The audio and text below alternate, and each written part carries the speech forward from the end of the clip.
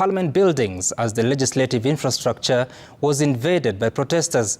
Senate Speaker Amason Kingi was among MPs evacuated by ambulances as others passed out during the rescue and evacuation operation.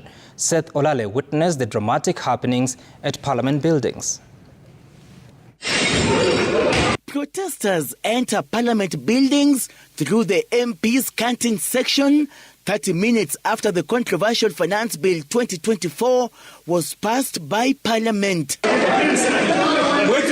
MPs who had been trapped inside the chamber following protests outside Parliament buildings were caught unawares as they scampered for safety.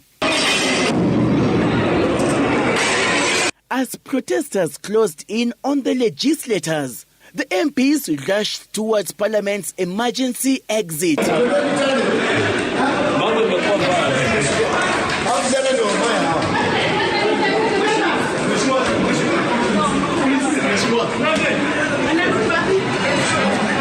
The stampede causing some MPs to be overwhelmed as Parliamentary Sergeant-at-Arms came to their rescue.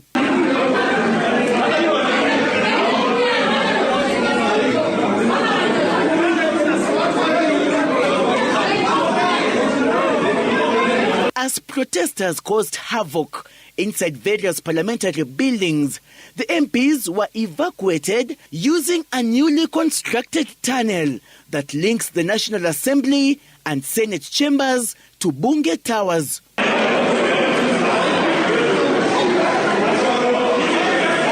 Here, Basement 2 and Basement 1 served as hideout bunkers for MPs who were visibly shocked by the unprecedented invasion.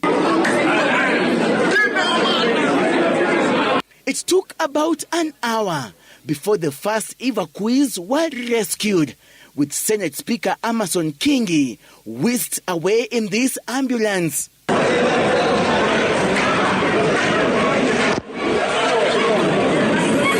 Personal belongings to some members of Parliament who were caught unawares. Right now, MPs have been evacuated from Parliament buildings. We saw the parliamentary leadership, including speakers from both houses of Parliament, being evacuated. Many more remained trapped in the basement area of Parliament buildings, eagerly waiting for expected help. Vehicles belonging to MPs were driven to safety in the basement area moments before protesters commenced the siege.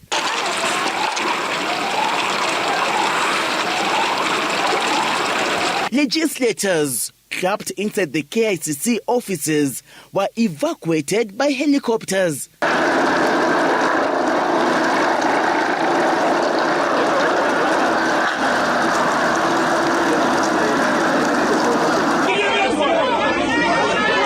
The invasion into Parliament coming a few moments after Azimio-allied MPs walked out of Parliament in protest after the controversial Finance Bill sailed through Parliament.